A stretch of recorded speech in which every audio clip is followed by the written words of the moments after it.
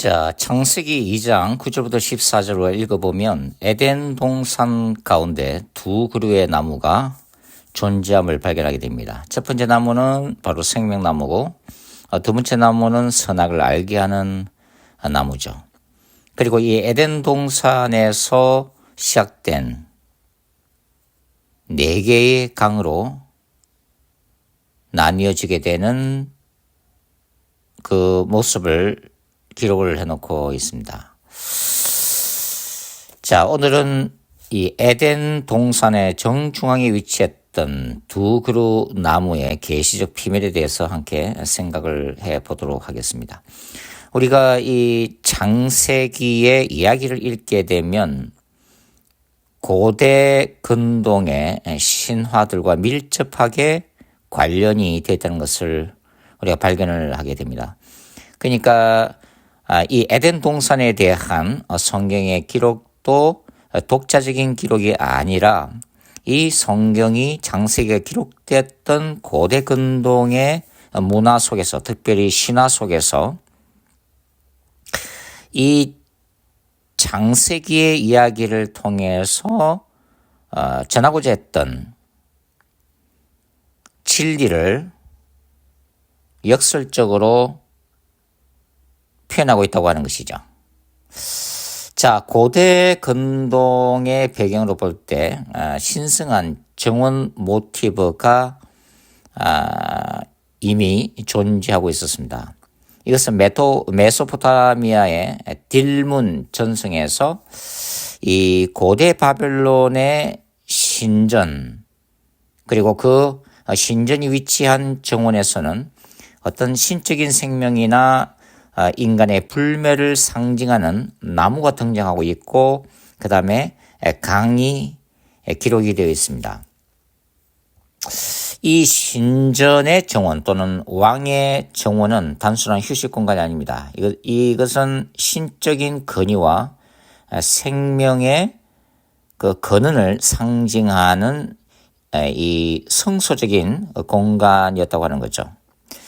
엔키의 에리두 전승에 따르면 이 엔키의 신전에서는 생명의 물이 흘러나와서 세상을 적시고 번영을 가져온다는 신화가 기록되어 있는데, 이 신화는 창세기 2장 10절에 이 에덴에서 흘러나오는 강 묘사와 대단히 유사합니다.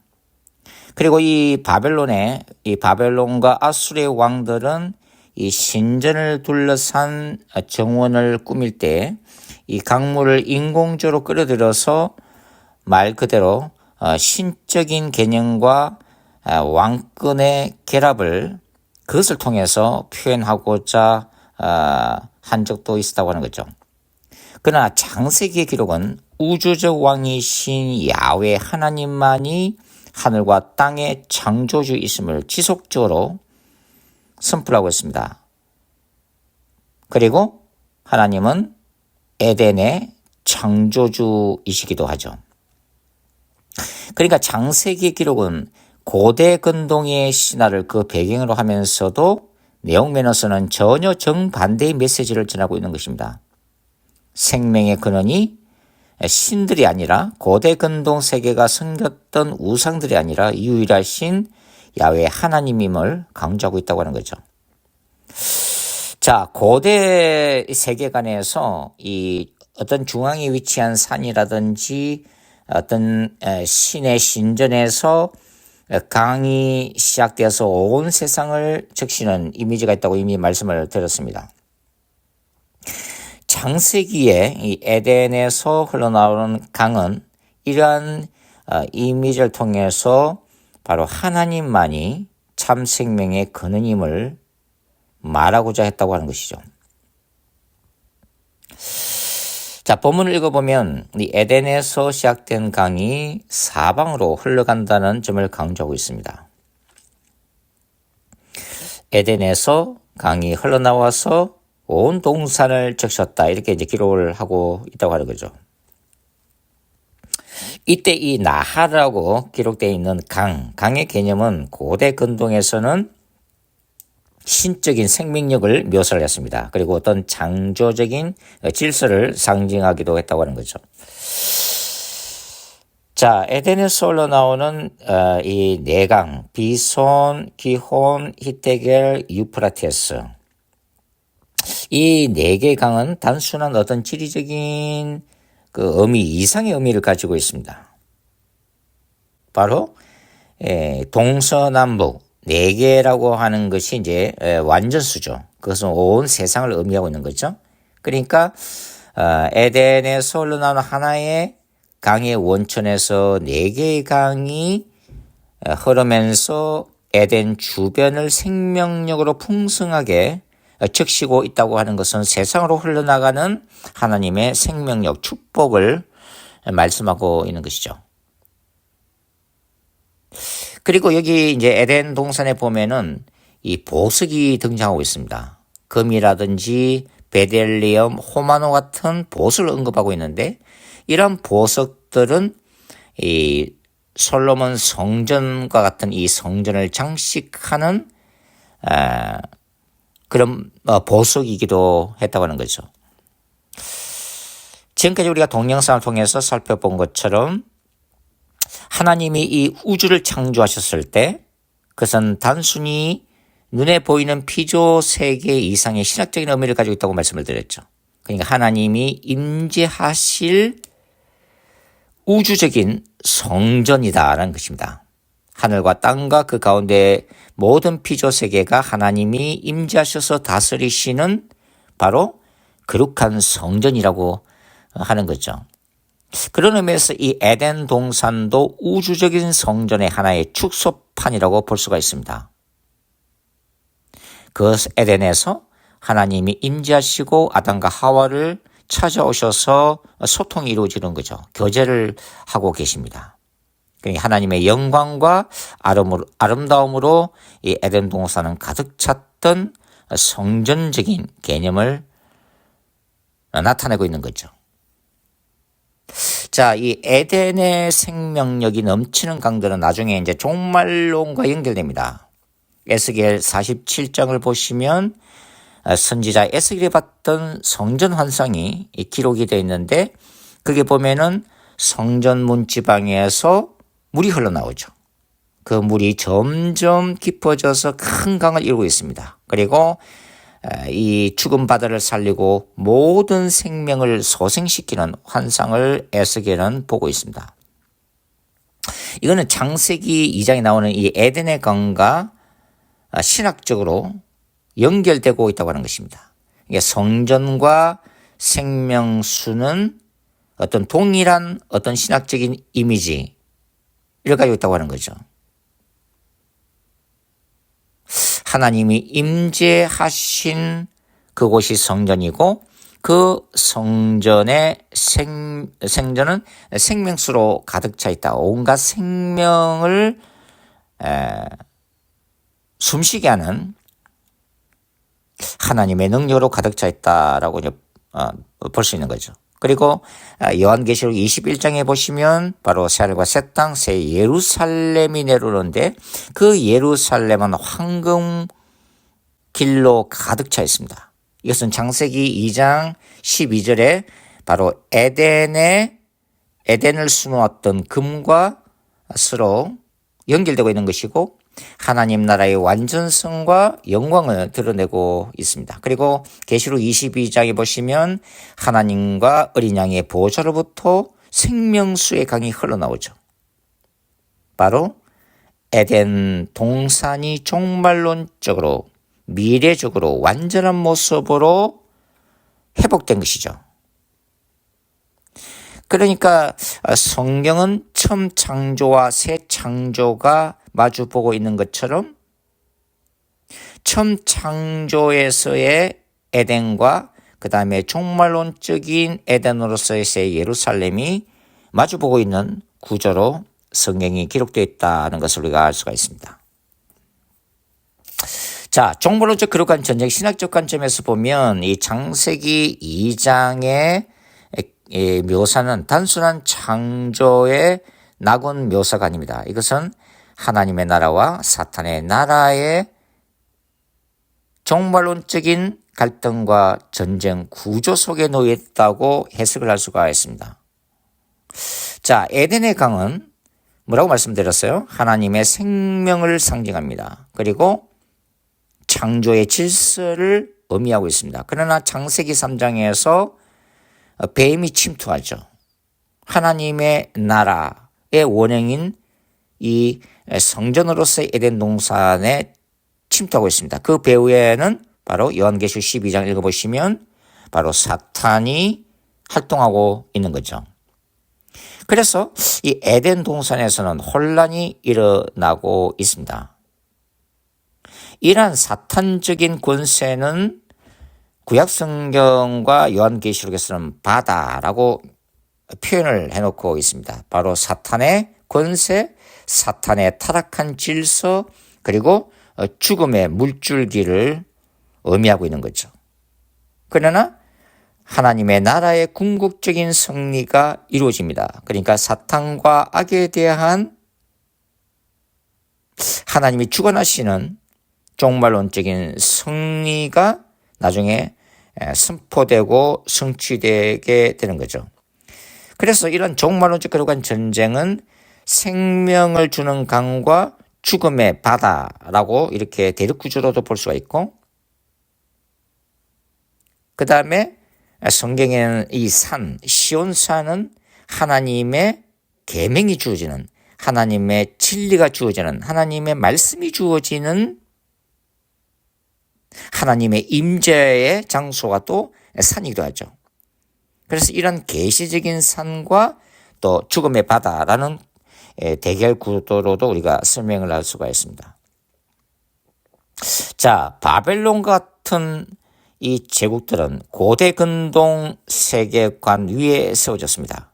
특별히 그 중심에는 뭐가 있다고 그랬어요? 바로 우상 숭배 이데올로기가 정치의 하나의 도구로 작동되고 있다고 말씀을 드렸습니다. 결국은 바벨론 같은 제국들은 우상 숭배 이데올로기와 그 배후의 역사는 사탄의 활동으로 말미암아 결국은 죽음과 억압과 폭력의 상징이었다고 하는 거죠. 반대로 하나님의 강은 뭘 말하고 있는 거죠? 영원한 생명을 공급하면서 새 창조 역사를 이끌고 있습니다. 그래서 새 예루살렘에서 생명수의 강이 흐른다는 사실은 뭘 얘기하는 거죠? 하나님의 이 종말론적인 그룹간 전쟁에서 완전히 승리해서 사탄의 질서, 이 선악과로 상징되는 이 사탄의 질서가 붕괴되고 생명나무와 생명수만이 남는 바로 이 종말론적인 샬롬을 선언하고 있다고 하는 거죠. 자, 이 창세기 2장 보면 이 생명나무는 단수형입니다. 그러니까 하나의 어떤 절대적인 생명의 원천을 말하고 있는 거죠. 잠언 3장 18절에서는 하나님의 지혜와 동일시 되고 있습니다. 자, 선악을 알게 하는 나무. 선과 악을 아는 것은 단순한 도덕적인 분별이 아니라 하나님의 통치적인 권위에 속한 영역을 의미합니다. 오직 창조주 되신 야훼만이 유일하신 선과 악의 판단자이며 심판자이며 재판관임을 의미하고 있는 거죠. 결국은 창세기 3장에서 이 아담과 하와의 선악과 사건은 뭘 의미하는 거죠? 인간이 스스로의 힘과 능력으로 그리고 사탄의 미혹에 빠져서 하나님처럼 데려가는 호모 데우스의 몸부림, 그 욕망의 상징으로 기능하고 있는 것입니다. 그래서 제가 들어온 다음에는 바로 이 생명나무는 하나님 나라의 상징을 나타내는 것이 되었고, 선악을 알게 하는 나무는 바로 사탄의 나라를 상징하고 있다고 하는 거죠. 그래서 이 선과 악을 아는 하나님의 능력을 모방하고 그 하나님의 능력을 훔치려고 하는 이 시도는 바로 고대 바벨론 종교로부터 모든 인본주의 사상 철학, 모든 종교들, 모든 이교도적인 뉴에이지 사상의 기초가 되게 됩니다.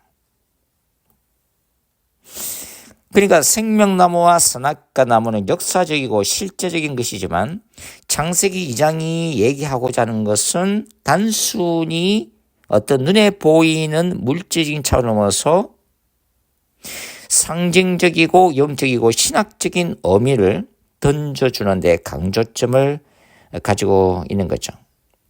아담과 하와의 생명의 원천은 생명나무에 있습니다. 아담과 하와는 처음 창조될 때 불멸의 존재로 영원한 영생을 누릴 수 있는 존재로 창조된 것이 아니라 아담과 하와는 하나님의 선물인 생명나무의 실과를 먹음으로 인해서 영생할 수 있는, 그 생명을 유지할 수 있는, 그 생명을 연장할 수 있는 존재로 창조되었다고 하는 거죠. 아담과 하와가 사탄의 미혹에 빠져서 하나님의 자리에 올라가려고 했을 때 그들은 생명의 원천인 이 성전에서 추방을 당하고 맙니다.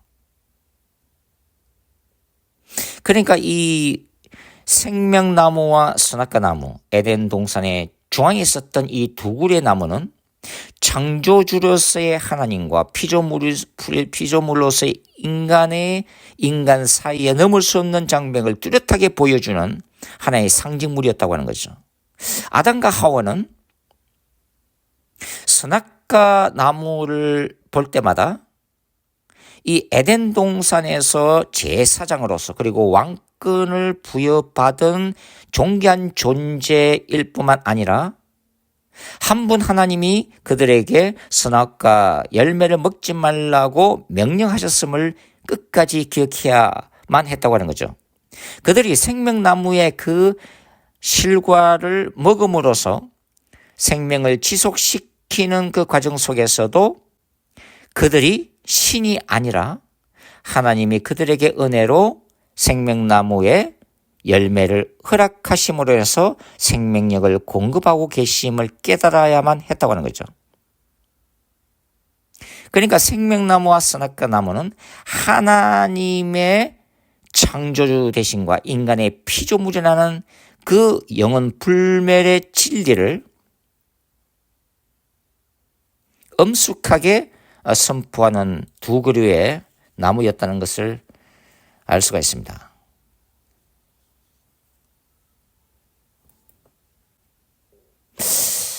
자, 지금 이 순간도 우리들 가운데는 생명나무와 선악과나무가 존재합니다.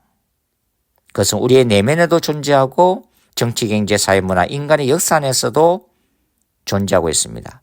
생명나무를 추구하는 사람들은 이 땅에 오신 메시아신 예수 그리스도를 경외하며 그분의 말씀에 순종하면서 그분의 뜻대로 살아가기를 원하는 사람들이죠.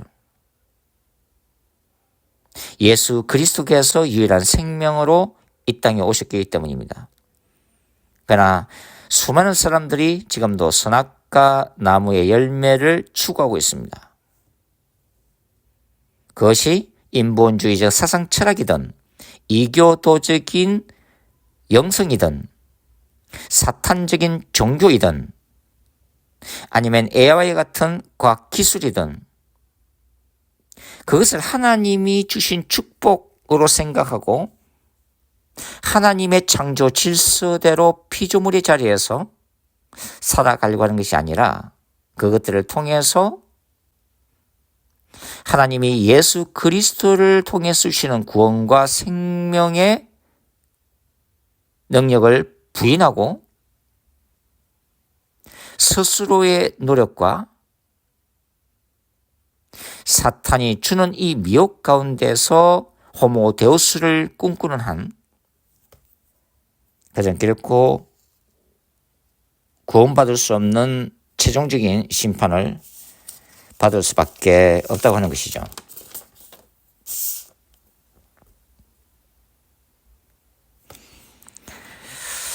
에덴 동산의 중앙에 있었던 두 그루의 나무, 그 생명나무는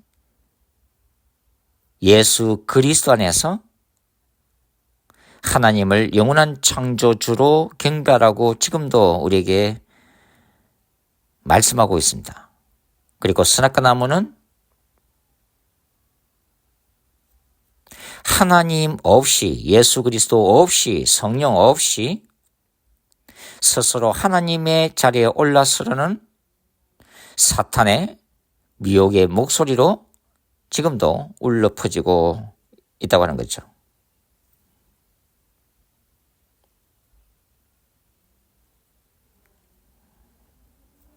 생명나무와 선악과 나무, 결국은 어떤 나무를 추구할 것인가는 저와 여러분의 선택에 달려 있습니다.